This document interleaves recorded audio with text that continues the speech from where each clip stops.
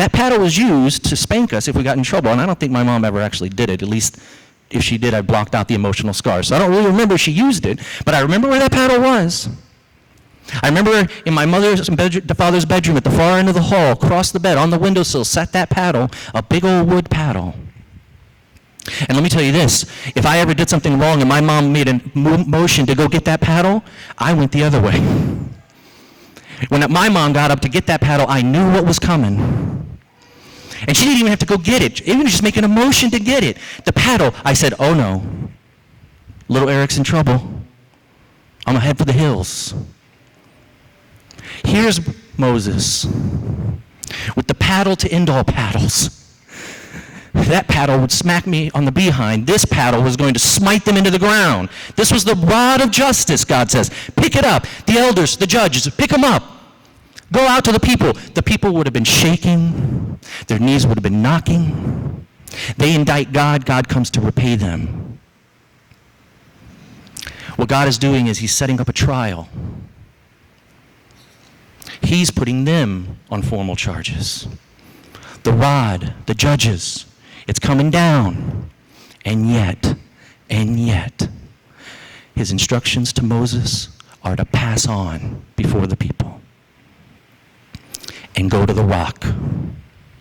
And the word pass on, that Hebrew word, is the same exact word used when the death comes to them in Egypt and passes over their house. He says, you charge me, I pass over you. Infinite patience, infinite grace for you. And not only that, God says, not only am I going to take my rod and my judges and they're going to pass by you, you don't get the judgment. He says, but you get the water. This is the only God who says, you rail on me and I give to you in the wilderness. He passes on over them. This is patience. This is grace lived out, God says. He says, you deserve the rod, but you don't get it. You deserve the judgment, but you don't get it, he says. God says, in the place of the rod, I give you the water. What that means, let's boil it down to your life. It means that when you're going through the wilderness time, you have to tell yourself, you have to reflect on the fact that even in the wilderness, God is infinitely patient with you. God is infinitely gracious with you. He passes on before you. But this is really difficult. And I know it's difficult. I know it's difficult to tell yourself at the times of wilderness that God truly passes on before you. He doesn't give you the rod. He gives you the water that you've always needed. And it's truly hard to tell yourself that. Why? Because when you go through the wilderness, it's kind of like being in the valley. And you can't see the end of it. You don't know where the tree line is, and you don't know when it'll end or how it'll end. And you're in the wilderness, and you're saying, this is an endless cycle. It's killing me. It's crushing me. I don't see the end of it. And of course, you'll never see the end of it because you're in the valley. In order to see the end of it, you need to be up on the mountain. You need to be able to looking down and go, there's the tree line. I can see how it ends. I can see that this won't crush me. This won't take me on forever. I can see that God, even in my wilderness, is showing me infinite patience, infinite grace, infinite mercy. He's giving me the very, very thing I want, the water that I crave.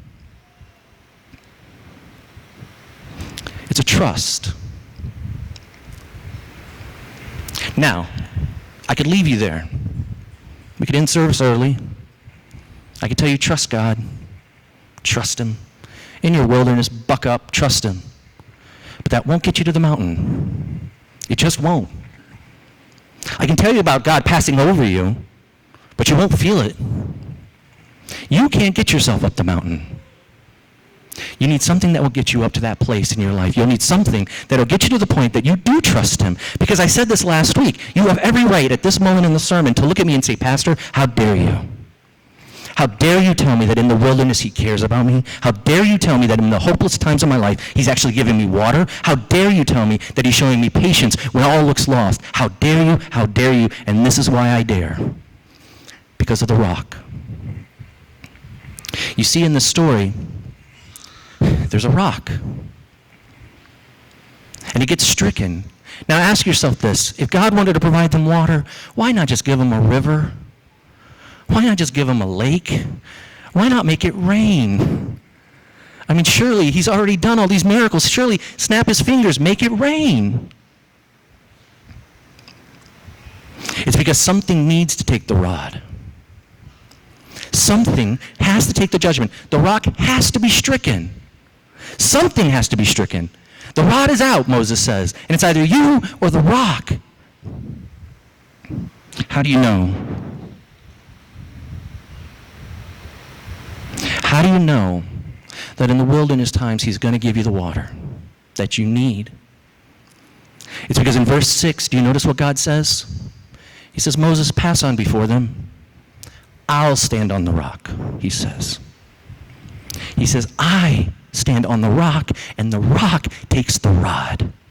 The rock takes the punishment. The rock takes the judgment. And God says, I put myself between you and death. I put myself between you and the end of all things. He says, I will be the rock that gets stricken. Something's got to take the rod. Something's got to be stricken down. And it's this God, the only God, who says, I take it for you so that you get the water. In this story, something has to be stricken, and it's the rock. And that doesn't make a whole lot of sense, and you're probably thinking, okay, Aric, that's a great story, but that's Exodus. That's a rock. I don't care. It's a rock. Water comes out of it. Yippity-doo. It doesn't make any sense, and it won't make sense to you until you get to 1 Corinthians chapter 10. And you have Paul who writes this, for I do not want you to be unaware, brothers, that our fathers were all under the cloud and all passed through the sea. And all were baptized into Moses in the cloud and in the sea, and all ate the same spiritual food, and all drank the same spiritual drink. For they drank from the spiritual rock that followed them, and the rock was Christ. See, what Paul says in that story in Exodus only points to the true rock, the one who was stricken. He hung on the cross. He took the rod. And it says that water and blood flowed, mingled down from him. Water came out of him, but it meant his life. Jesus took what you and I deserve so that we get what he deserved. He was the rock. In the story here, the rock takes the strike. And it won't make any sense to you until you start to reflect on the fact that there was a man who hung on a cross, and he was the true rock, and he took the strike for you. So that you know. That's how you know. You can't just simply trust in an abstract God. You can only trust in a real God who says, I stand on the rock, strike me, not them. I get what they deserve so that they get what I deserve. And if you reflect on that, in the times of your wilderness, that's the gospel. That's the good news that's going to forever change you. Because it was Jesus who went to the wilderness. He went to the cosmic wilderness. He was stricken with the judgment of God. He went down. He lost his Father and the love so that you and I have it. That's the water we need. That's the water we can reflect on and meditate on. And it won't make any difference in your life. You'll never be able to get up to the mountain on your own. And every period of wilderness in your life, you'll say, I hate this God. I indict him. I judge him, until you know that he'll take the judgment. He already has. He takes it all from you. And he gives you water in the bleakest times of your life.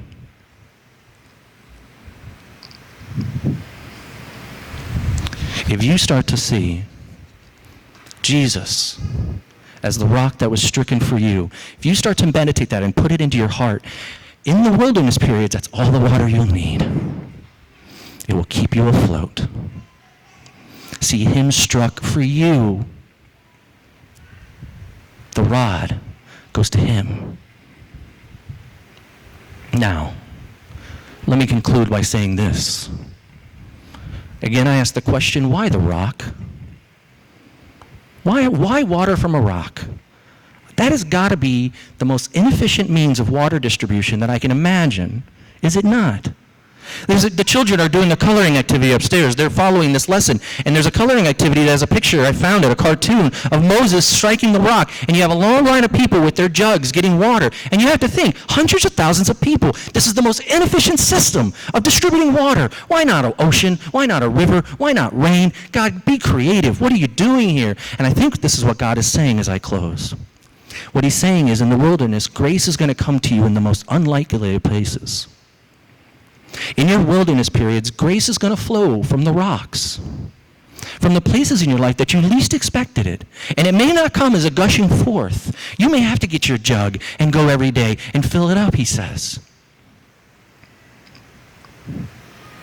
He says, draw water from this rock. Not over there. Don't wait for the ocean. Don't wait for a gushing rain. He says, this is the one rock you need, Jesus Christ. And it's the most unlikely of places. Water flows from the cross. Life comes through death. Victory comes through defeat. He says, I pour out grace to you, but not in the way you think I'm going to do it. It's going to come in the most unlikely of places. It's going to become in the most difficult of times and places. Because life for us came in the most difficult place on the cross. And life for us comes in the most unlikely of places. A poor man hung on a cross, sacrificed and killed for you. It's unlikely. It's almost absurd. But it's grace. And I'm here to tell you this today. Grace looks absurd. But God says, line up next to this rock. Get the water. Judge me all you want, God says. Indict me all you want. I'll pass over you. And I'll strike that rock. My own son, he says, will bleed and drip for you. Rest in that. It's the only thing that you can trust in. That's the only thing that'll guide you out of the wilderness and up to that mountaintop. Go now in silent prayer. Pray to God. Ask him who this rock is. Accept him if you've never accepted it before. Or maybe you have accepted it. And you've been a good Christian and gone to church all your life. But this is the first time you're hearing that he was truly, truly stricken for you. Pray on it. Accept it. Meditate on it. And get out of the wilderness.